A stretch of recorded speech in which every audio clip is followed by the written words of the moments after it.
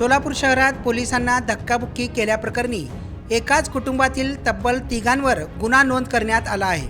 याबाबत अधिक माहिती अशी की दुचाकीवरील पांढरे स्टिकर काढण्यावरून वाहनस्वारांनी पोलिसांना धक्काबुक्की केल्याने एकाच कुटुंबातील तिघांवर शासकीय कामात अडथळा निर्माण केल्याचा गुन्हा दाखल केला आहे।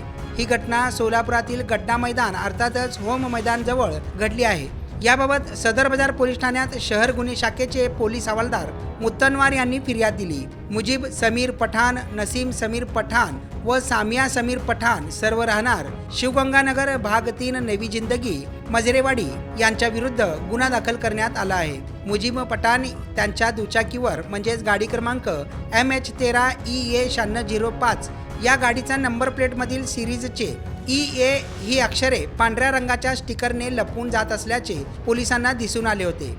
पोलिसांनी त्याला अडवले असता त्याने पोलिसांशी धक्काबुक्की केली। त्यानंतर त्याने मोबाईल फोन करून नसीम पठाण व सामिया पठाण यांना बोलावून घेतले। आलेल्या दोघांनीही हवालदार मुत्तनवार व सहाय्यक पोलीस निरीक्षक घाडगे यांना धक्काबुक्की केल्याचे फिर्यादमध्ये सांगण्यात आले आहे।